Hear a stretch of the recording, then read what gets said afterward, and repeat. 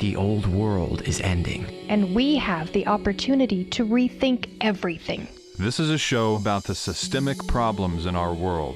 And the real solutions we have today. To transition from an apocalyptic storm of war, scarcity, and ecological collapse. To create an abundantly advanced, collaborative society. That sustains all life. You may think it's an impossible dream. But the alternative is an inevitable nightmare. We're your hosts, Matt Holton, Amanda Smith, and Zachary Marlowe. And together, we can move past this economic absurdity and come together to actualize our collective potential. To create something completely new. We are Mindless Society.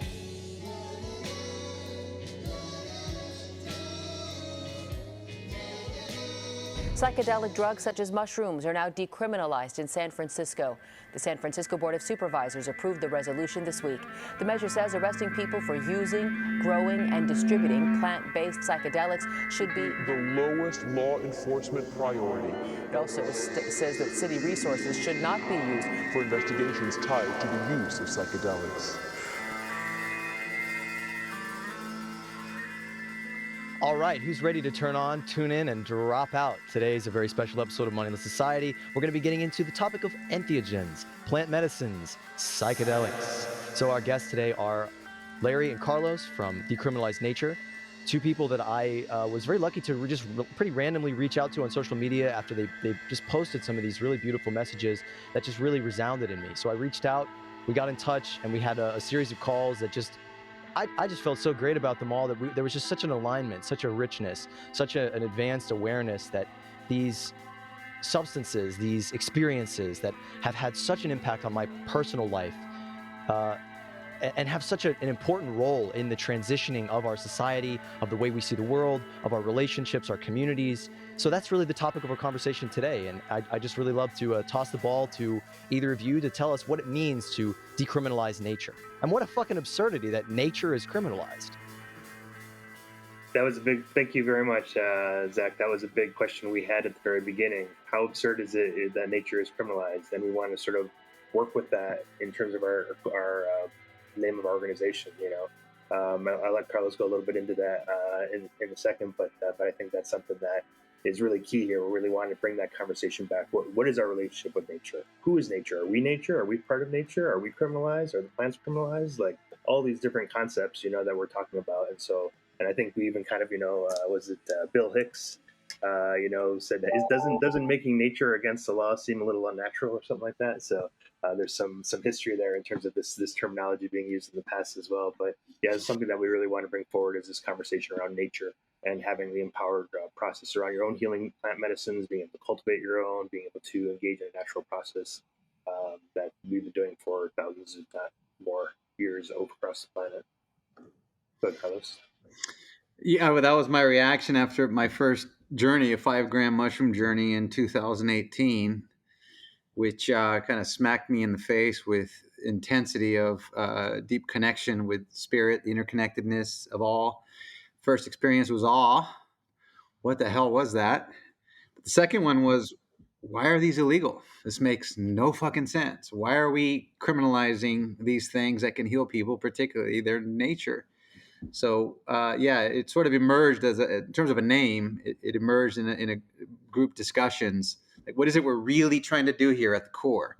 We're not trying to legalize psychedelics because we're really not asking for a regulatory structure. And we're not really talking about things that are made by humans, like MDMA, which we're not suggesting should be criminalized. But at the core of it, there's this deep relationship between humans and nature. We are nature. It's us. So when we criminalize nature, we're really criminalizing ourselves and our own sovereignty. Seems to resonate with folks. Yeah, I just want to play off something you said there, Larry, that, you know, we are nature and we are criminalized. I mean, what an absurdity, not to dive off the main point here, but that we have illegal humans. You know, we have human beings that are locked in cages, and we are, you know, criminalizing ourselves and our own nature. And I think that's one of the main reasons that these substances are illegal. There's a long history of why all that is, but it's like we're criminalizing access to our own consciousness, to our own sense of interconnection.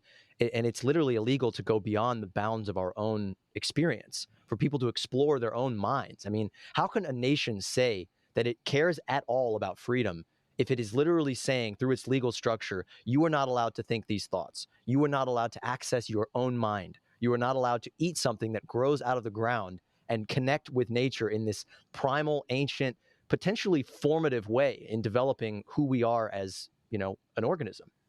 Mm-hmm.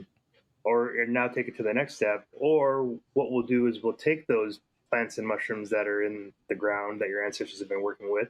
We'll extract the biggest bang for your buck component out of it, like psilocybin, and then we'll put you in a laboratory or clinical setting with a specific focus on a specific issue around mental health, which sometimes does or sometimes doesn't relate to the expansion of consciousness, exploration of consciousness, all these other things, and really kind of like silo it into a pathology. And now you're changing the experience at its core.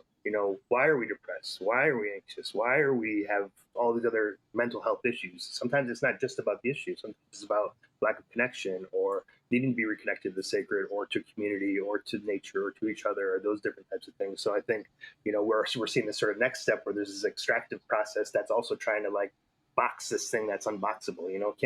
There's really no such thing as double-blind placebo when it comes to these studies, because people know right away, oh, I'm having an experience now. So then you have this like sort of influencing of the data, So psychedelics really have us on our heads in terms of how to even do the research around it, because it's a methodological problem all across the board, Having just recently learned about the two of you and the movement that you've begun, excuse me, I feel like I'm now in the presence of two more leaders, frontiersmen, if you will, in the fight to, as you said, decriminalize nature. What comes to me are names like Terence McKenna, Alan Watts, Paul Stamets, Alex and Allison Gray, all people who've went on their own respective journeys and brought back information to the rest of us, and effort to enlighten society, to recognize our connectedness, our interconnectedness with what we label as nature, as if it is separate from ourselves.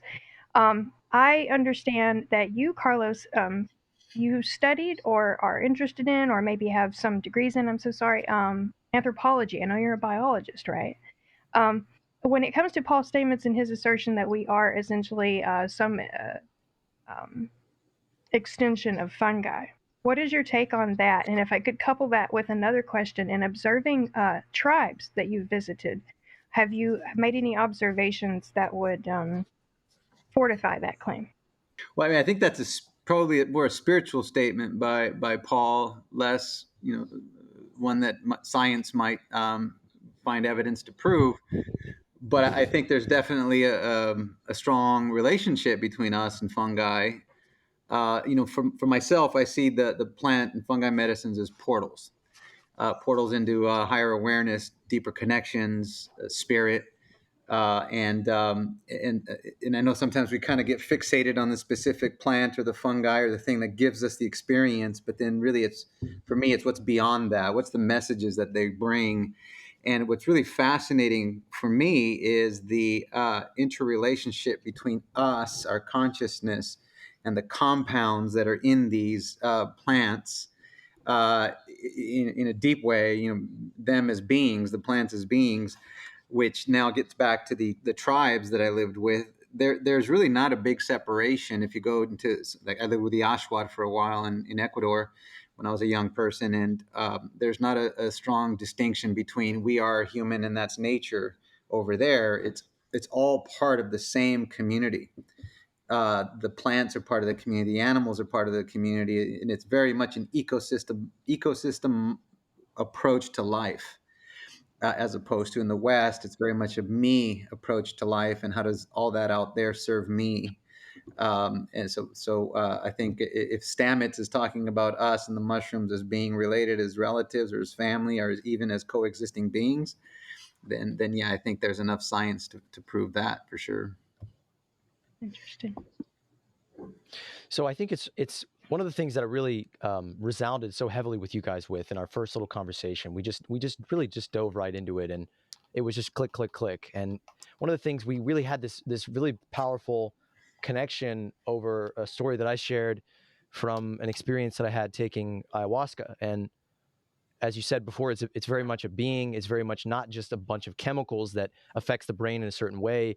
It is forming this relationship with this personality, this intelligence, this grandmother figure that, embraces you with these powerful arms and goes into your mind and your heart and your soul and sort of, cleans you out and, shows you in the deepest sense, that you go much deeper than you do. And my first sort of response or feeling in this setting of taking this ancient substance was that almost everybody in the circle was white, was wealthy enough that they could afford $500 a night to take this substance for 6 hours.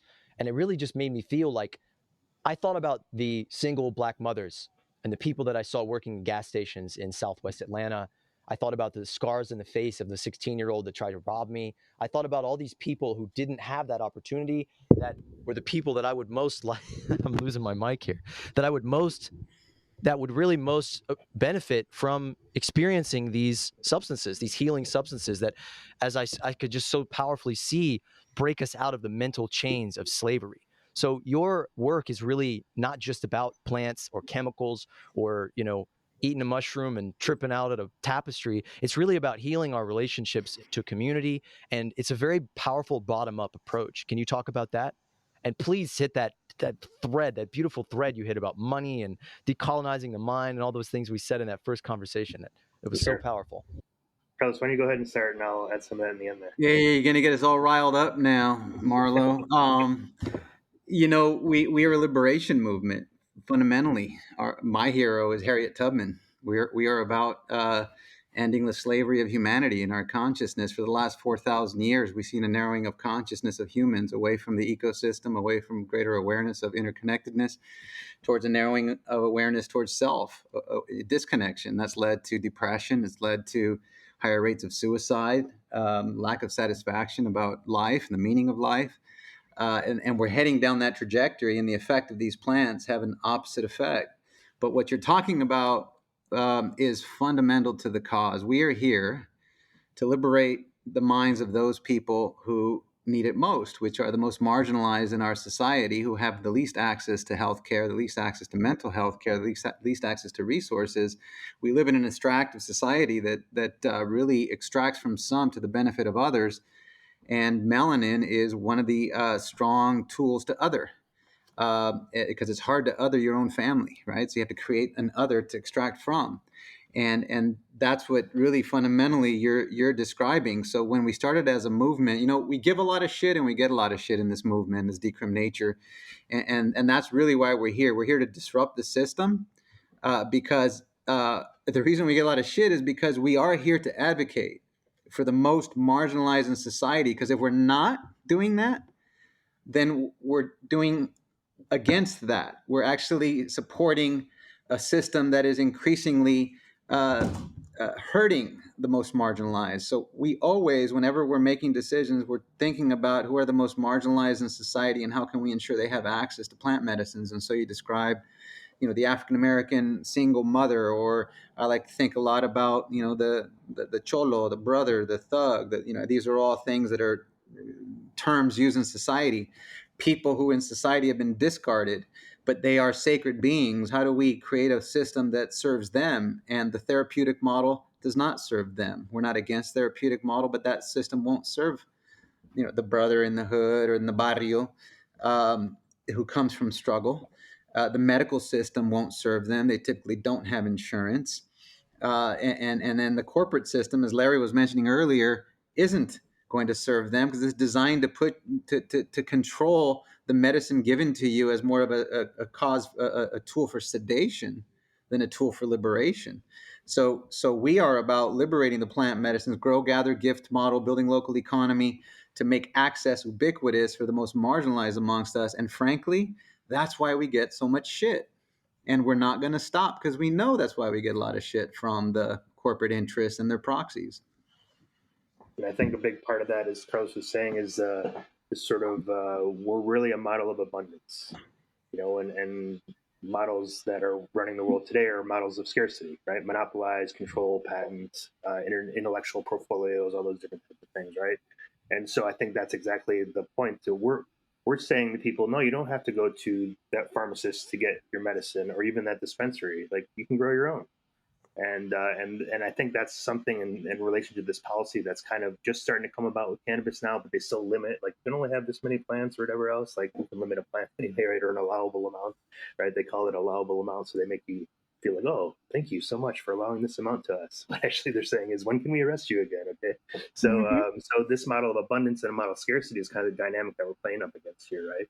And so because we're about this model of abundance, I think there's a lot of people who see that as a safety factor, but not for people's physical or mental harm or psychological harm or even spiritual harm, but for their bottom line, right? Well, we need to limit you so that we can sell the product back to you over here, right? And I was talking to, and this is, I think, something we were talking about a little bit earlier.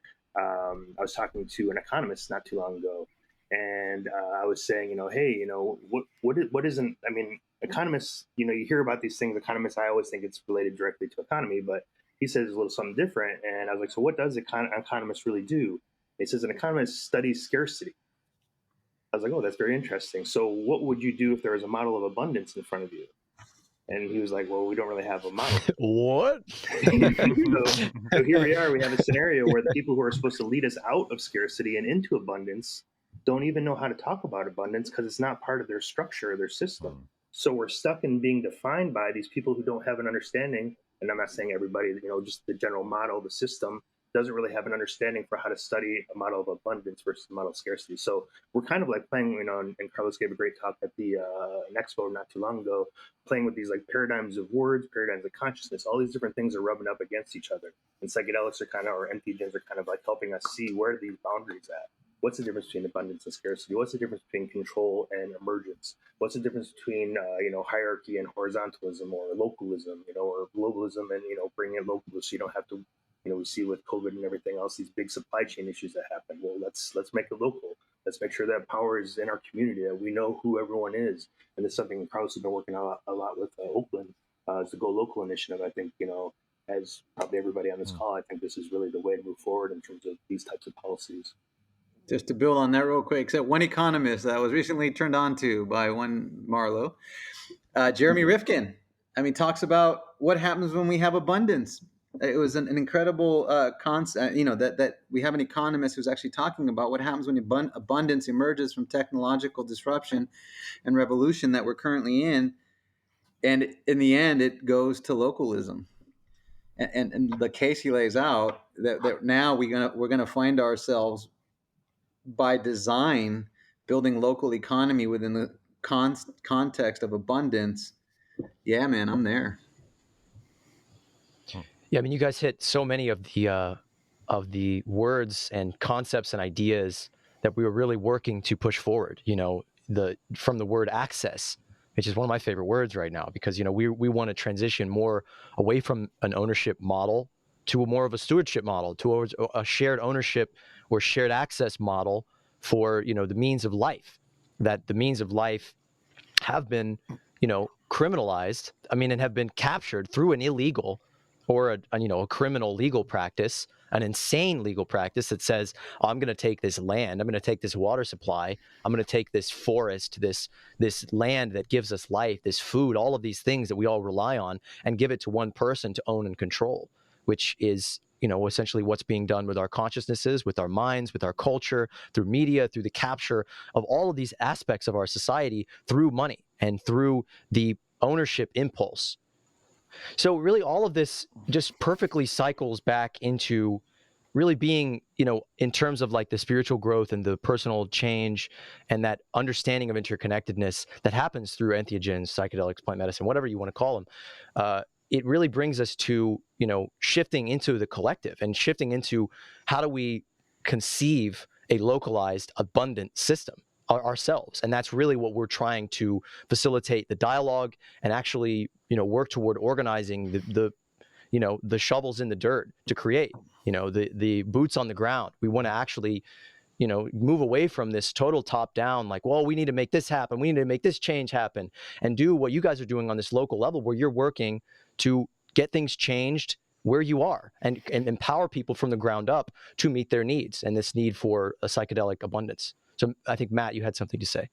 Yeah, no, it's an interesting point with the whole localization and especially when it comes to it's creating an abundance of things, and I believe localization is going to be a huge part of that, like you were saying.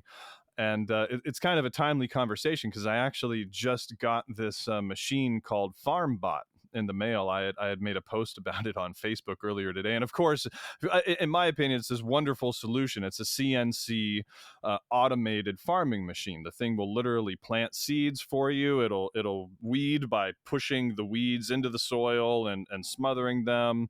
It'll water for you. I don't think they've made it actually harvest the fruits or vegetables yet for you, but a lot of the process is actually automated. Unfortunately, the machine kind of costs a lot of money right now, but one of our goals is to it's an open source machine. FarmBot is open source, so there's no patents on it, right? So one of our goals that we want to do is duplicate this machine, and in my opinion, it should cost a fraction of what it does right now. And if we can get methods to actually manufacture this machine, bring the cost of it down, I think things like that are a huge step for people to actually start producing food locally. But there's other things that go into that too. It's also producing, your own medicine, things like that, like you guys are talking about, plant medicines, other consumables, household goods and products, just regular goods and things that people use on an everyday basis. But a lot of it really, in my opinion, the first step is food, because you can get by without a lot of stuff, but you're not going to make it very long without food, so in my opinion, food is a really good place to start, which is why, one of the main reasons I ordered this FarmBot machine. But another thing too is just a lot of people, I don't think they kind of put the dots together in that, or they imagine it like as going back to some sort of agrarian society, and a lot of people aren't really wanting to do that. They have other plans and hobbies and passions and desires, and they're not wanting to go out into the field and work 6 or 8 or 10 hours a day planting crops or harvesting things like that. And that's where this technology comes into play a lot of the time with these automated systems. So that's kind of one of the things we're really trying to develop and promote, is these automated systems. But that can go into other things as well, talking about like mushrooms and mycology. I'd really love to start exploring, trying to localize production of these things, as well as kind of promoting their usefulness and just their potential in a lot of ways as well. But the other side of that is actually getting some of these things, decriminalized, as you guys are promoting too, because it's very hard to do that unless you're, I guess, in Oregon, right now is probably one of the few places where you can actually, go and have a psilocybin or, type of experience and it not be completely illegal. But it's just interesting because I made this post on Facebook regarding the FarmBot. We post all these memes and everything, and a lot of them get like hundreds of likes, and a lot of, they're kind of insightful. They get people riled up. But when we post a viable solution like this, a lot of the time it gets like 4 likes. And I'm just like, man, how can we really get this stuff out there more? How can we take these very, very viable solutions to, localized, automated agriculture, doing, especially things like people producing their own mushrooms, and really getting, a lot of the things that you guys are talking about more in the public eye, especially producing these things locally and having just more community awareness about their usefulness and, those sorts of things. It's a tough hill to climb right now, because I don't think a lot of people really put these dots together, of just how important localizing these things are and having them be part of the community. I mean, when a lot of people think of where are you going to get your food, they think, oh, the grocery store. They don't think, oh, actually my friend has, a FarmBot in his garage and he produces, 70% of his own fruits and vegetables, out of his garage with a few LED lights and, maybe some local electricity or solar panels or something like that. So I don't know your thoughts on that. Maybe just how can we get this message out there more, especially in the realm of mycology, mushrooms. Maybe that's kind of part of the puzzle too. Maybe it's going to take kind of a wake up call and maybe some more of these spiritual experiences and whatnot to really wake people up towards some of these things. Yeah. Larry, may I jump in and then kick it to you? Yes, please. Yeah. Yeah, thanks for that. And the whole idea, how do you get people to see this? My conclusion of people in general is, we're these sacred beings, but at the end of the day, we're sort of these rechargeable batteries with algorithms. And so to change somebody's algorithm to the extent where where they're willing to stop going to the grocery store and instead harvesting their own food using CNC machines, I think we're a bit far from that unless we could show how it's in their interest. And this is where our movement really, I think, succeeded and has succeeded. Is we started in Oakland to decriminalize entheogens, and we wanted to lead by example. We said, we'll do it here. And then other cities said, we want to do it. How do we do it? And then it kicked off this kind of wildfire of interest because we made it accessible. And we found the people in the communities that wanted to do it, and then we were there to support them. But then the whole Go Local movement is taking it to the next level. We said to ourselves, how do we stop corporations from controlling the game? And there's only one way to do that, and that is localism, because the only way that we can constrain the capital controls and the marketing controls and the regulatory framework controls is by where we have control still, which is our local governments. So that's the only playing field where we are still in control and corporations have not come in to dominate it. And so that's why we started the whole Go Local movement around soil-based economy, including plant medicines and food. But then when I read actually Tony Seba, Rethink X is a big Go Local technology disruption, information, materials, food, transportation, and energy are his sectors that he identifies. Massive transformation, S curves, eventually it goes local. And I was already looking at that and talking to Tony about how do we implement these larger technology shifts in our local community so that people are drawn into participating as opposed, not intellectually, but because it's in their self-interest. And that's coming. But then I started reading Jeremy Rifkin, and we're like, he's in the exact same place based on his perspective as a Wharton School instructor, economist. They both land in the same place, which is eventually it's going to be, whether we want it or not, it's going to be in everybody's interest to opt into these local economies. So that's kind of where I think it's all heading. I just want to make a point about that Jeremy Rifkin made, who's really somebody that just is not well known enough, is a really brilliant thinker, is an amazing speaker, is just a personality that I really enjoy and someone I would love to get on the show. But he made this really brilliant point about the sort of glocalization, the local and globalization. This basically every locality is responsible for its biosphere, for the totality of life within it. And so climate change is affecting local communities on a scale that where it is impossible for a federal centralized government to actively respond quick enough. And as things intensify, as things speed up, as these crises become more every day, it's going to be really impossible for centralization to continue. And so there's a lot of power and beauty in that, in nature forcing us into this really much more equitable, free participatory system wherein we are working together, meeting our own needs locally instead of things being federated or just massively controlled and centralized by people thousands of miles away from where we are living. And so Jeremy Rifkin overall, has more than just about anybody I can think of other than like Peter Joseph or Jacques Fresco, is really laying out technical solutions of how to create resilient community society in terms of basically what he calls the third industrial revolution, which is a revolution in transportation, energy, and communications. And that's basically adding, the Internet of Things, which is, sounds like a scary term, but it's basically an energy internet where we have decentralized energy production through solar, wind, geothermal, tidal, whatever the local energy is, that's put into a smart grid where every building basically is its own power plant, green power plant, where there's solar panels on the roof, there's wind turbines on the sides, there's geothermal underneath it, and whatever other energy sources there are locally, that building itself becomes a power plant that's storing that energy and transferring it where it is needed. And so that connects to a transportation internet, which is, smart public transportation or self-driving cars, this revolution in transportation, which is connected to the internet, which is, of course, a communication revolution. And he talks about liquid democracy, and thinking about democracy in the age of Twitter, which is like, we can instantaneously feed back into this system, millions of times a minute to give a smart system that controls the distribution of resources all of the information that it needs to completely equitably economize in an abundant fashion, to generate these abundances of energy, food, whatever we need, and to distribute them based upon real need. And that, to me, is the resource-based economy that we're working toward. That, to me, is a real economy.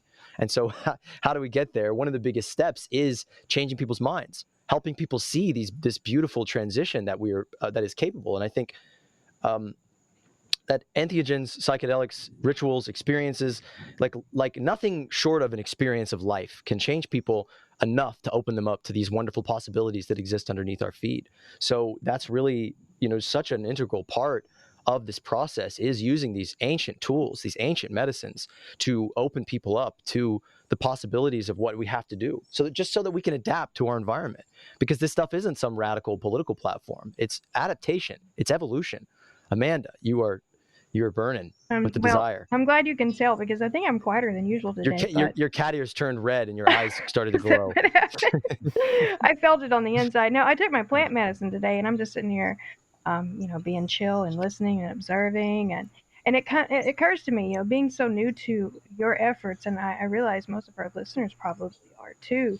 Can you lend any insight to the logistics of your movement through the scope of your opposition? Because as I listen, it becomes clearer and clearer that you all are obviously opposing the system as a whole, but also directly opposing one of its cornerstones, which is the incarceration industry, which, as we know, disproportionately targets people of color and indigenous peoples who, ironically, are the ones who bring us plant medicine and should be the most entitled to it, in my opinion, versus what we have today, which is a market, a niche, a trend where only white women with the money can access, sage bundles and ayahuasca trips and things like that. So yeah, I just want to put that out there and see what you all can fill us in on. But I think one thing that's important here is a couple different things. First of all, you mentioned Oregon earlier. And this is a model that unfortunately isn't as great for the people as we might think it is. For one particular reason, is that you're not allowed to harvest your plants. It's still a felony. You're not allowed to grow your own plants. It's still a felony, or your own mushrooms. You're not allowed to share it in ceremony. That's still a felony. So in Oregon, while it looks great, it's use and possession of small amounts. So who does that feed into? Well, then you're going to say, oh, well, we need to go to these licensed therapist centers. They're going to be $5,000 to $7,000. Well, now we got to get insurance involved. But what insurance is like mushrooms, because they're too all over the place, they're not consistent. Well, let's get a synthetic out of the farmer company, and boom, here we are. We have a synthetic system coming out of what we thought was a natural system. And I think that's something that we do. And I'm kind of torn on this whole conversation around increase in technology and the benefit of how it can be so great for us, and then also the groundedness of nature, right? Because they say you can't rush a flower to bloom. You can't force it to bloom. You can't, it's going to take 10 to 15 years for a peyote button to grow. And so how do we go ahead and engage with these practices and understand that, nature is going to kind of force us to slow down, but this sort of this idea that, we can use technology to help us do the things that would be, 6 to 8 hours in the field. That's not going to be great for everybody, finding ways to help with that, but be grounded in the idea that, sometimes the idea of scalability takes us away from local control. Everyone's like, oh, well, if we need accessibility, we're going to have to scale up. If we're going to scale up, well, we're going to do all of our mushrooms out of E. coli bacteria, which I've heard, because it's so cost effective. This is something I've heard that's come out there. Okay, that's great that that's happening, but why not grow mushrooms? Okay, yeah, well, peyote is threatened status, so our option to that is we're going to synthesize mescaline.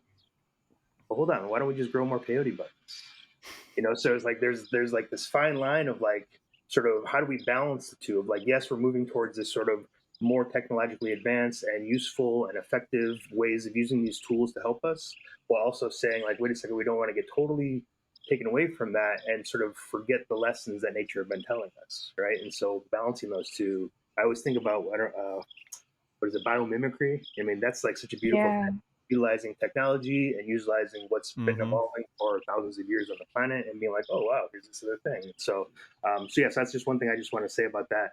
Sort of this dynamic that we're seeing playing out here between nature and sort of the time it takes. Peyote button gets more mescaline in it when it's dry for a period of time, and it's in drought conditions, and when it's in really harsh environments. And how do you do that with technology? right? You have to like really study your plant to understand all that nuance, because otherwise it'd just be this sort of same system kind of thing. So I think that's something that's really interesting about this conversation. We sort of rubbing these edges together and see what's in the middle and where the juiciness is. So, but I just want to add to what Larry said. The whole prophecy of the eagle and the condor is that the fundamental bottom line. This is kind of ancient indigenous prophecy in the Americas, is that technology ultimately housed within the wisdom of the ancient, the ancient wisdom of nature, will sort of take care of a lot of these issues. If we enable the ancient wisdoms of the relationship with nature to emerge, then all these technologies will be housed within that. So nature will be a part of all of it. The CNC machine, real quick, that you're talking about, Matt. The materials would be abundant to produce it. The algorithms needed to print it would be abundant and free. The use of it would be almost free. This is what Rifkin's talking about. Like the margins of production would be so low that it would be damn near free to do all of this. And so it just becomes a tool. But if we're already dialed into the rhythms of nature, the interconnectedness of all, then that technology would be used in a way that brings us closer to nature, not further from nature. And that is kind of the prophecy of the eagle and the condor in a nutshell. In terms of incarceration, the idea of incarceration for me, when I had the big breakthrough journey and I was kind of in awe, was, fuck, I've been asleep for 30 years trying to wake up from mental incarceration of being a poor kid from a poor neighborhood, from a poor area of a poor country, with all that means in terms of violence and struggle and alcoholism and all that stuff, being raised in America, a country that tells you that if you are that, you're shit, right? So the incarceration of that was much more intense in my family, which is Mexicans, immigrants, indigenous from Mexico, than physical incarceration from the war on drugs. And so this is what Larry's talking about. What I tell folks is, okay, so you end the war on drugs and you stop physical incarceration. How do you stop 4,000 years of incarceration of humanity's consciousness by controlling people and making them cogs in a machine? Right? This is really at the end. We want to end the war on drugs, but we don't want to do it at the expense of liberation of all of humanity to live their fullest awareness, most aware life. And that's all of us, including POC. But if you ended the war on drugs tomorrow, 90% of my people, if they weren't incarcerated physically, would still be incarcerated mentally from the trauma that we suffer in communities of color. So I say to folks, don't get hung up on just ending the war on drugs at all costs. Because what you'll do is you'll hand the keys to liberation to corporations by allowing them to take over synthetics. And then they'll feed back to us the liberation plants in form that just sedates us instead of liberates us. It behooves us to protect the plant medicines and work together to make sure that if we end the war on drugs, we don't give up our plant medicines.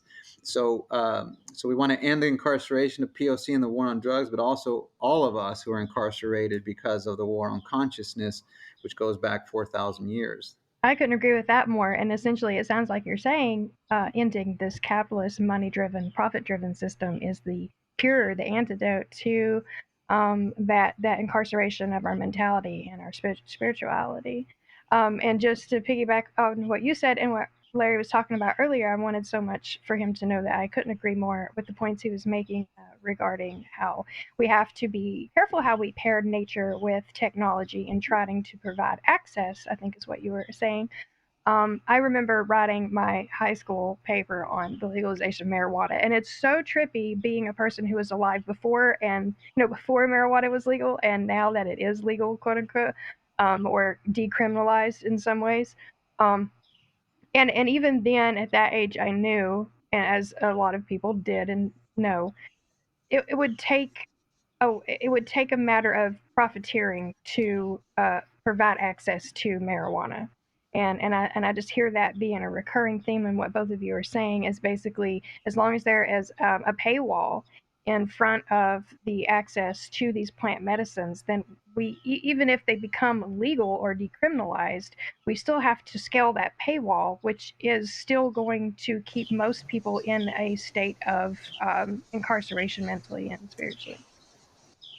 So I may have to abruptly run inside as it starts to storm. No. But I'm just gonna. I just really wanted to touch on what you were saying, Carlos. Oh, Larry, you were saying earlier about growing things in the soil, and I just wanted to add this one little psychedelic tangent about the transcension hypothesis and other things like that. I just want to kind of get a little expose my my mystical nature for a minute here. I really do believe that when we take natural psychedelics, plant medicines like the fungus, we are actually connecting with the entire Gaia. You know, we're the entire Earth, the concentrated intelligence of the whole planet. So for these mycelium to actually connect to the soil, connect to the life sequence of the planet, and to take that as opposed to taking something that's grown in a closet or grown, you know, or synthesized synthetically, we are actually not, you know, gaining kind of half of what the point of this of the medicine is, which is not just a chemical reaction. It is us connecting with us, with the deeper us, the bigger us, the higher us. And so I just wanted to add in this transcension hypothesis too, that computers and technology get smaller and smaller and smaller and smaller. You know, you compare the size of a computer in the 70s to, you know, the smartphone in your pocket, and you imagine this process continuing to the point of, you know, a supercomputer that's far more powerful than anything we can imagine inside of a molecule. So, you know, some fungus can survive in the vacuum of space. So there is this freaky hypothesis that the psilocybin mushroom or the psilocybin compound is in fact like an entire galactic alien consciousness that has hidden itself into this molecule. Then we take that molecule and it connects us to, you know, the God principle or the God particle within. But I just really wanted to just purely just from my heart, thank you, Carlos, for what you just said about that war on consciousness, that true decriminalization, or that true criminalization, that enslavement of humanity to what is ultimately a dream, what is a hallucinogenic cycle of history that we have gone through. That is this money system, that is the cycle of historical colonization, of the Wedico, the mind virus of humanity eating itself, waging war on all of life around it. That's what we're experiencing here right now. It is much deeper than any kind of sickness of the mind or a miscalculation or misalignment of our particles or our neurochemistry. It really is this battle, this struggle for us to reconnect with the plain obviousness that we are living beings, that we are a part of this beautiful mystical universe, and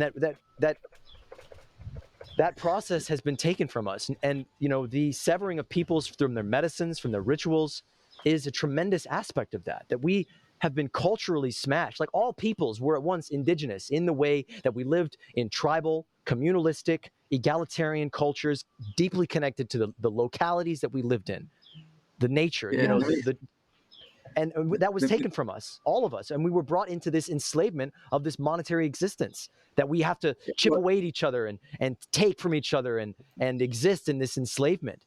And I just think in the process of getting out of that, this is the work. This is the work of getting all peoples to that aha moment, that amazing cathartic revelation that, oh my God, I was asleep. I was not awake. I was not aware. I was not myself. And to come into that with each other is everything. If I could build on that, thank you. You know, when we unpack it enough, and I'll give just 30 seconds here, when we unpack it enough, we realize it was me who incarcerated me. Mm-hmm. Before capitalism, there was industrialism. Before industrialism, there was colonialism. Before colonialism, there was feudalism. Before feudalism, there was extracting people off their land to come and work for them, to build pyramids or to build civilizations, quote unquote. It was us doing it to us. We come from fear because we're animals who came out of the wild, and that still lives in us in the name of fear.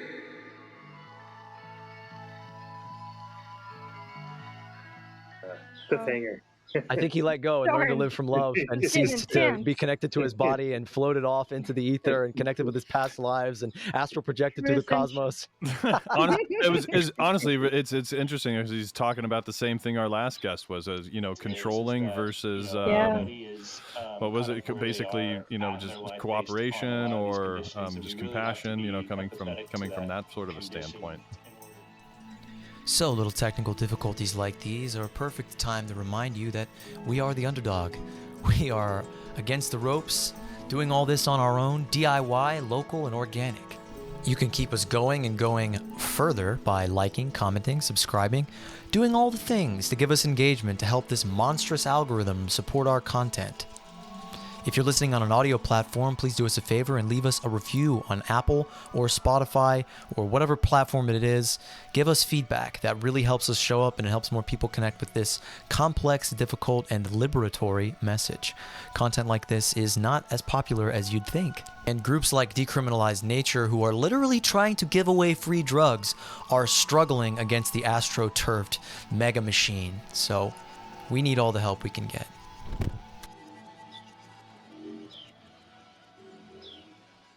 What's really interesting, like Larry, what you were saying about, finding that middle ground between the technology and, the natural processes and the natural ways that a lot of things come about.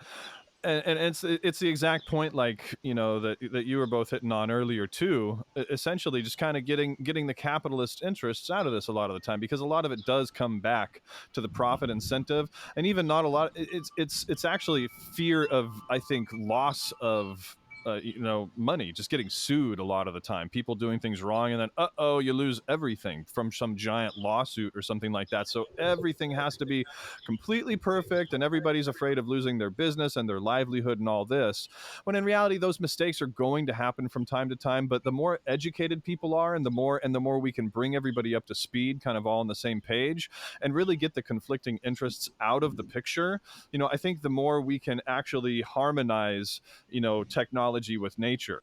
I actually did Ibogaine not too long ago, and it was a really interesting experience for me. I know a lot of people say, wow, this is just like some incredibly spiritual experience. I didn't really have that. To me, it was just kind of like, it was kind of more of just this, psychedelic experience.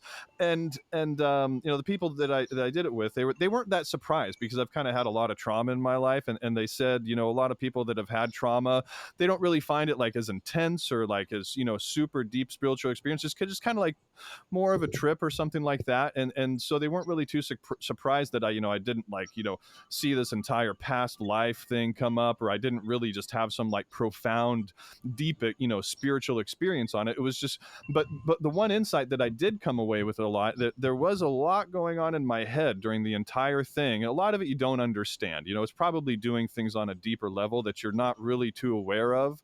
It's fixing your subconscious in these chemical ways and whatnot, and it's releasing certain chemicals and hormones or whatever.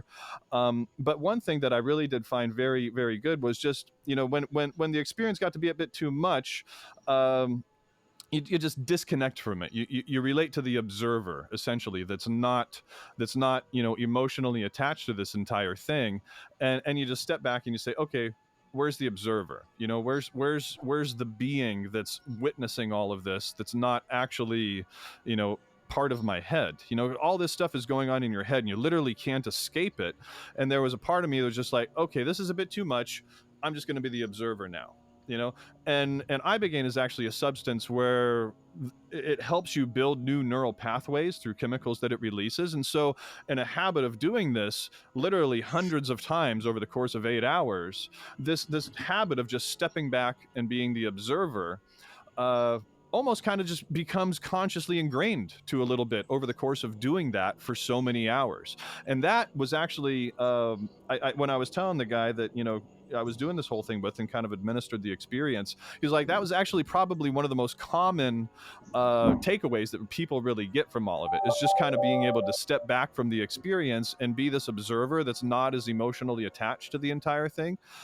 So it was just really interesting to me. But we were also talking about other things too, like we were talking about LSD, and he was saying that LSD, when you take the molecules and you like smash them together in a petri dish, they actually produce light. It's like not really bioluminescence, but something like that. Like the source of LSD like is an energy of some sort, and they're not really too sure how it happens, right? But it just kind of goes to show you. And this person actually had a very, very, very spiritual experience going in with LSD, where they just like really felt connected to the light and consciousness of God and everything else. And it's actually what turned this person going down this path of, helping other people find these plant medicines and administering them in a lot of the time. So I think there is more there that we just don't understand, even if we're not experiencing that or seeing that for ourselves a lot of the time. Just because I didn't experience that for myself doesn't mean it doesn't exist. And I definitely, I think there's a lot more out there that we can't really prove with science, that our current technology can't really detect, or it just doesn't have the means to sense those sort of things. But there's so much more with our consciousness and light, especially light in particular, just being source and information and love and consciousness itself and all this stuff. There's just a very, very deep meaning and experience there that all this just barely scratches the surface of. And yeah, but I really think that just taking the profit incentive out of this whole thing, that causes all this, colonialization and marginalization and extraction from people, and just using people for profit and all this other stuff. If we can separate the two, then a lot of these paths will become much clearer and a lot less inhibited, by the entire profit monetary system. I think that really just throws a monkey wrench in it a lot of the time, and it throws these monetary incentives that are just really in conflict with a lot of us melding technology with nature. I mean, because in reality, in my opinion, technology is kind of part of nature. It's an extension of nature, an extension of physics and science. It's just us being able to harness it in the ways that we know how, and then utilizing that stuff in the most beneficial ways. But a lot of the time, the profit incentive is just this huge conflict that gets there. But I totally agree with you. There has to be some middle ground in between there, and it's just us being able to experiment with different systems and structures, finding things out, trial and error. It's not going to be perfect. It's going to be a system where we start here and evolve and have different experiences, and it evolves from there, and it keeps going. There's always going to be mistakes and things okay, that didn't work, we should definitely not do that again. But yeah, and we learn from those experiences and we grow. But if we can get the profit incentive out of it, I think a lot of that time that would eliminate a lot of the heartache and a lot of the disincentive to do a lot of these things. So that's my 2 cents. I just want to say, Matt, that was a fantastic tangent. And from the perspective of our mysterious Bigfoot conservative watcher, y'all are taking my guns. You don't believe in money. You get no private property, and you're doing drugs. Oh, Jesus Christ! This is everything we feared.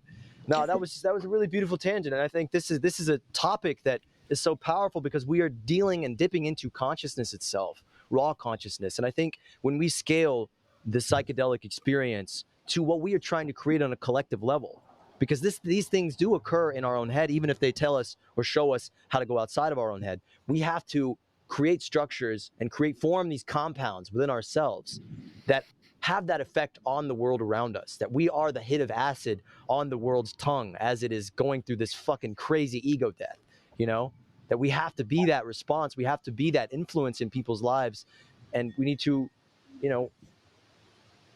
that was it. May I I'm just coming down. The acid I took before starting this episode just hit me. I'm starting to notice my hands.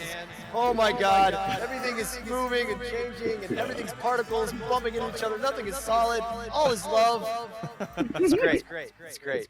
No, you guys have been great. I wanted to say we're kind of running up on time here, and the sky is about to crack open and drench me with water. But I just wanted to say, Larry and Carlos, thank you guys so much for what you're doing. This is absolutely the beginning of a collaborative relationship that I know is gonna bring us on many trips. Yes. I'm excited. I just want to open it up to you guys to sort of, I don't know, bring us down. The come down of an acid trip is always the best part for me, because you experience all these crazy raw experiences and then you make sense of them. So how do we make sense of all of this? How do we bring all these topics from Jeremy Rifkin's Internet of Things to, this moneyless consciousness, to this decolonial spirit, to the humility and simplicity of growing mushrooms in your garage? How do we bring this together and, go forward? Larry, you want to go first? Yeah, sure. I think that's the thing that's been really beautiful about this movement is we kind of threw it out there. We didn't know, is there even anyone that's going to pick up the call? Is there anyone that's going to want to go through the hard effort of engaging directly in democracy, engaging in our government process? Before I started this process, I was like, government doesn't work for us. I'm totally lost. I'm disillusioned with this whole process. And realizing, like, wait a second, we can make change on the local level. How many other people out there know that and have been transformed or healed or amazed by these plants and mushrooms? And how many people are going to go through that effort and take the year it takes to volunteer, sometimes year and a half, to build that community, to get that education out there, to talk to the elected officials, to figure out how our government process works, all that stuff. And it's happening. And I think for me, it was like, wow, like it was this sort of implementation of these insights, okay, well, how do we make change? What is the process for that? How does that look? Oh, wait, these community council members, these city council members are community. Like they're no different. They're the people you might see at the cafe, or the people that are also concerned about their neighbors, and that kind of shifts that dynamic of being like, wow, we can actually make change. We can actually work here together and build something locally for our community. So I think that's been really great. So I would say to your audience, if you are interested in helping out locally in your area, contact us at decriminalizenature.org. We also have Instagram, social media, all the other things, which I don't know if your audience is like, social media, but social media, we have some Instagram and all that kind of stuff, So, because it's controlled by the same people that make it hard for us to say things. So I don't know if you have the same issue where so many hashtags are flattened, or, so many things we can't use. The algorithms are all messing us up and like getting us down because of the conversation we're having. So sometimes it's hard to get that information out there, but we can be found on there. Also on our website. Yeah, we don't have any of those issues at all. None whatsoever. We don't experience any pushback for anything it all controversial looks that we say. smooth on the outside.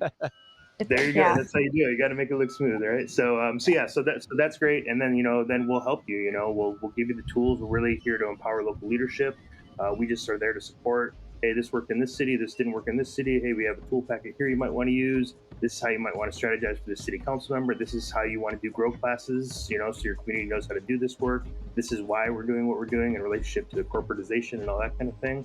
And I think once you start meeting this community, it's amazing. Like the fact that we've done as much as we've done in the middle of the pandemic during a lockdown, when everyone's been like, I've heard so many people say, this movement's giving me hope. Like, this is kind of like, there wasn't much going on, and I'm so happy to be able to participate in something and meet all these people across the U.S. and the world that are engaging in plant medicines and doing some good work with it. So that would be one way I'd bring it down.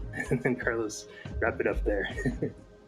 Yeah, well, if my computer doesn't shut me down, if it does, and apparently it's meant to be.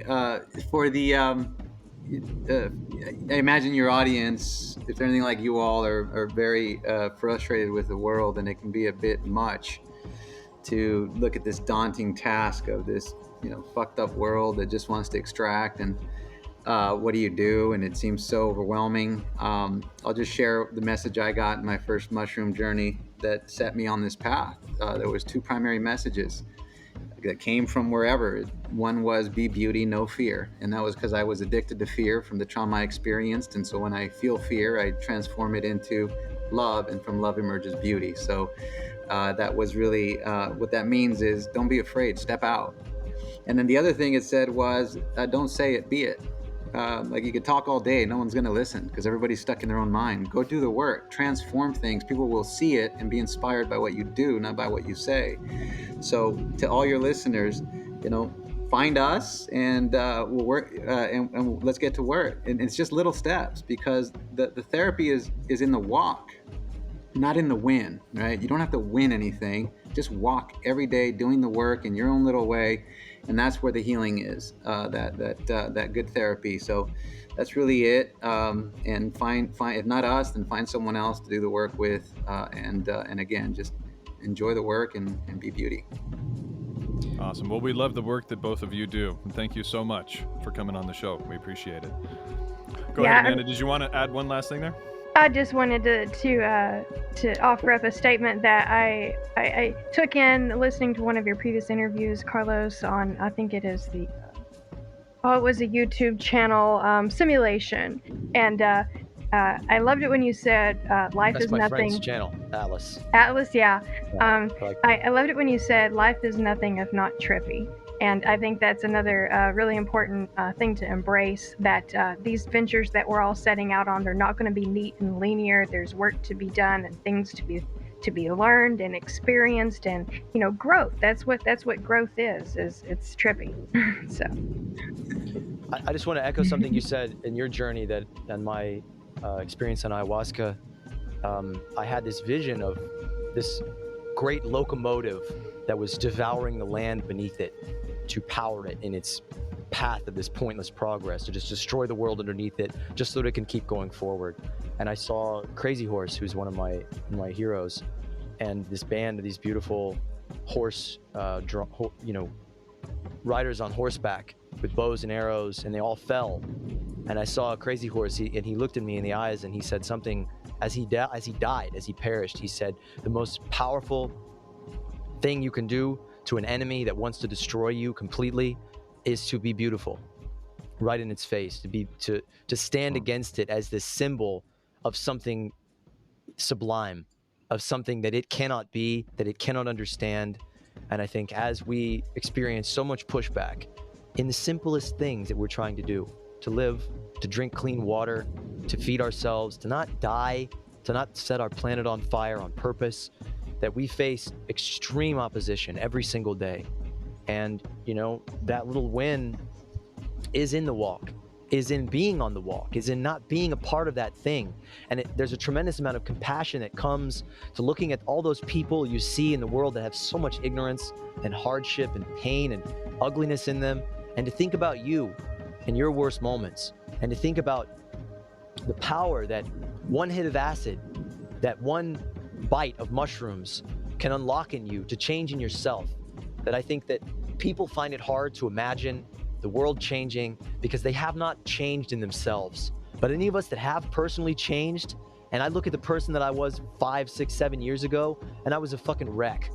And I couldn't, if I had told myself of the deeds and wonders and beauty in the life that I live now, and the purpose and the splendiferous community, I would not believe it, and I would be angry. I would resist it. I would fight it. I'd say, fuck out of here with that shit. Give me another drink. I want to die. I want to kill myself.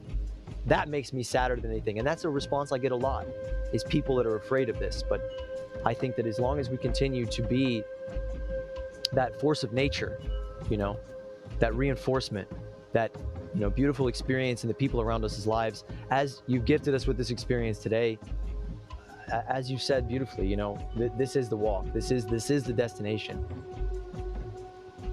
Yeah, thank you very much.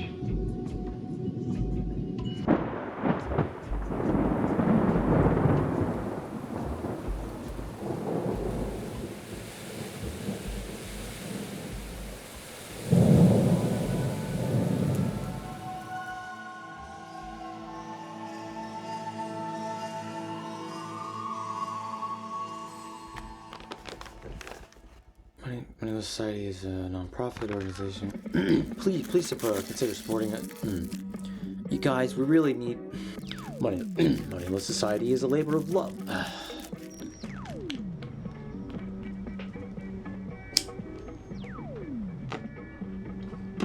So all this Patreon asking reminds me of a very interesting period in my life where I became a capitalist.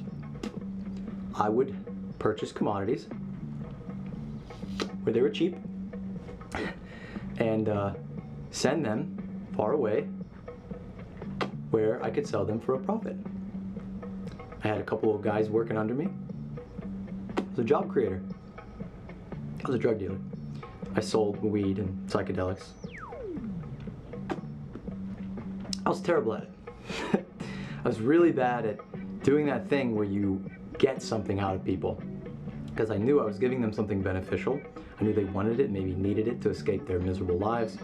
And I myself have always struggled finding work. It's very hard to find honest work for the mentally insane, the rejects of society, the freaks, the weirdos, the long hairs, the criminally insane, whatever. So I couldn't squeeze things out of people. I'd give people things, or I just couldn't hustle it. I couldn't sling it. I couldn't form like soulless business connections with people. So I had to have other people do it for me. And a very interesting thing happened when I did that, when I had passive income, when I had people working for me. I became very lazy and entitled, and I had that attitude of, well, I took the risk mailing these to myself, blah, blah, blah. I could have, gone down. I put up the money. I deserve the profit. I really believed that. And I got mad at my little worker guys when they weren't making the money fast enough. It's so embarrassing, It's so shameful. I'm so glad I had that experience in such a low stakes situation. Well, I could have gone to jail. I mean, I was white, so I probably would have gotten away with it anyway. But I'm glad I learned that lesson, that is not what we are here for. We are not here to chip away at each other, to peel little bits of other people off and keep them to make ourselves a little bit bigger. We're not here to buy and sell shit. We did not incarnate into this prismatic, beautiful form of liquid living light. Infinite frequency and vibration, experiencing it, consciousness experiencing itself in this beautiful jewel suspended in the black velvet cloth of space, to buy and sell shit, to trade, to sell. We came here to learn and love and experience the adventure of life and existence, and to come into whole connection with each other. And that is the opposite of business. That's the opposite of society we've created. So for the price of a shitty dime bag of low mid, you can become a patron and support us to do something about it, to create something that allows us to not have to do this sort of embarrassing, childish shit just so that we can eat, so that we can survive, so we can move beyond surviving into thriving and creating these systems that we talk about and embodying these principles and values in our own society, starting with you and me. So I can't stay up late till 2:30 a.m. editing this video the day before I release it, every week, that is, on an empty stomach. So help us out, support us. And that can be the beginning of a deeper relationship where we help you find your role in this revolution, your place in this world that we are as of yet building. Buy the ticket. Take the ride.